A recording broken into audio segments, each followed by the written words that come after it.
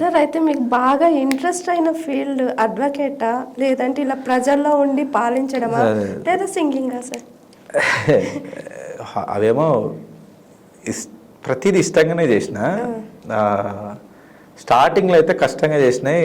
IT నేను సత్యంలో work చేశాను, అది డాడీ ఫోర్స్ మీద చేసిన.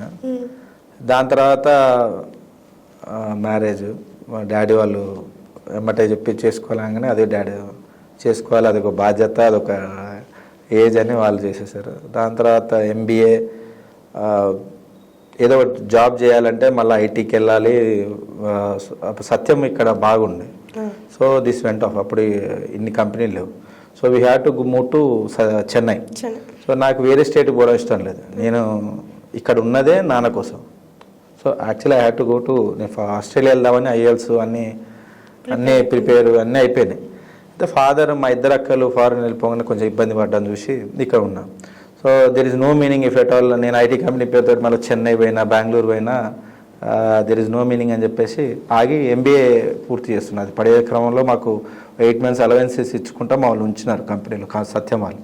At that time MBA complete చేసిన. సో విస్తా ఫార్మస్యూటికల్స్ అని అక్కడ జాబ్ చేసిన. బట్ దెర్ ఇస్ నో ఫైనాన్షియల్గా ఎక్కువ ఇది కాలేం ఫార్మా కంపెనీస్లో. ఐటీలోనేమో నువ్వు ఎంత కష్టపడితే అంత గ్రోత్ ఉంటుంది, పైసలు ఇస్తారు. కానీ ఫార్మాలో నువ్వు ఎంతైనా కష్టపడు, ఒక లిమిట్ ఇంతే ఉంటుంది, లిమిట్ అక్కడ అయిపోతుంది. సో వాట్ ఐ లెర్న్, ఇది కాదు. Actually I had a thought of installing new company, pharma company పెట్టాలన్న ఉద్దేశంతోనే అందులో కొద్ది రోజులు జాయిన్ చేసింది. కానీ అది వర్కౌట్ కాలేదు. కాకపోయేసరికి ఏదో ఇప్పుడు బిజినెస్ అని, ఏదో ఫ్యూయల్ స్టేషన్స్, అది బిజినెస్లు ఉన్నాయి, ఇది జీరో ఇన్వెస్ట్మెంట్ బిజినెస్ అప్పుడున్న టైంలో. ఇప్పుడు మొత్తం ఇన్వెస్ట్మెంట్ తీసేసుకుంటున్నారు. అప్పుడులో ఖాళీ జాగుంటే వాళ్ళే చేసేవాళ్ళు. సో జీరో ఇన్వెస్ట్మెంట్ బిజినెస్ మంచి బిజినెస్ అని చెప్తే చాలామంది, అంటే ఒక అన్న అడ్వైజ్ ఇచ్చిండు, రవీంద్ర అన్న, ఆయన బేస్ చేసుకొని పెట్టినాం, సక్సెస్ అయినా. అయితే ఆ టైంలో కోర్టులో ఒక చిన్న ఇష్యూ వచ్చి ఉండే బీపీసీఎల్ వాళ్ళతో. సో హైకోర్టుకి వెళ్ళడం, అక్కడ చూసి వాతావరణం, ఎస్ ఇది ఇక్కడ నేను సూట్ అవుతానని అనిపించింది. అక్కడి నుంచి ఇష్టంగా హైకోర్టు చాలా ఇష్టంగా చదివిన, ప్రాక్టీస్ చాలా ఇష్టంగా చేసిన. That help me in everything. Later on పాలిటిక్స్లో వచ్చిన తర్వాత కూడా ఇట్ హెల్ప్ మీ. నేను ఎక్కడికి వెళ్ళినా కానీ, అంటే ఫాదర్ ఇన్పుట్స్, ఆయన చిన్నప్పటి నుంచి చేసిన ఇన్పుట్స్ అలాంగ్ విత్ మా ఈ స్టడీస్ కూడా, అంటే బలవంతంగా చదివి ఉండొచ్చు, బలవంతంగా జాబ్ చేసి ఉండొచ్చు, కానీ it's helping in some or other way. ఇప్పుడు నాకు ఐటీ మీద ఉన్న అవగాహన ఎట్లుందని అందరు అడుగుతారు. యాక్చువల్గా బలవంతంగా చేసినా ఇట్స్ హెల్పింగ్ నాకు దాని మీద అవగాహన. సో ఏది కూడా అట్లేం ఉండదు, ఇష్టము, ఏది ఇష్టం, పాటలు ఇష్టమే, చదువు ఇష్టమే. రాజకీయము maybe we are meant for this అని అనిపిస్తుంది ఇంట్లో పనిచేస్తున్నప్పుడు. ఎందుకంటే ఫాదర్ లెగసీని క్యారీ చేయడము, సమ్టైమ్స్ కొన్ని ఈ స్టోరీస్ సిరీస్లు చూస్తుంటే అనిపిస్తుంటుంది, గేమ్ ఆఫ్ థ్రోన్స్లు అవి ఇవి చూస్తుంటే, there is no other way we can go. We have to definitely should step in father's shoes.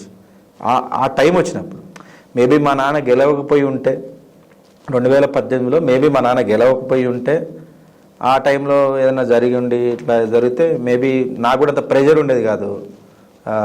లేదు నువ్వు వెళ్ళాలన్న ప్రెషర్ ఉండేది కాదు. ఎందుకంటే we have to start from zero. నాన్న గెలవడము, ఆ టైంలో చనిపోవడం, ఐ హ్యాడ్ మా ఫ్యామిలీ నుంచి కూడా లేదు నువ్వు నిల్చోవాల్సిందే అనే ఒక ఆలోచన వచ్చింది. అది కూడా కరెక్ట్ అని నాకు అనిపించింది.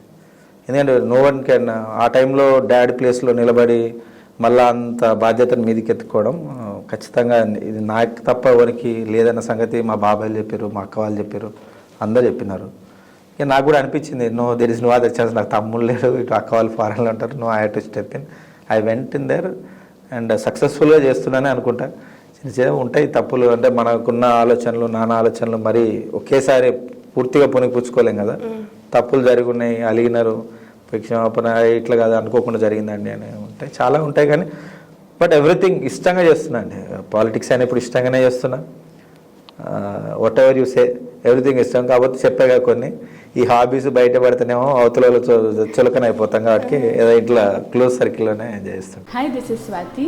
లైక్ చేయండి, షేర్ చేయండి, కమెంట్ చేయండి అండ్ సబ్స్క్రైబ్ చేయండి GR TV. Hi, this is Monica. Please like, share and subscribe GR TV.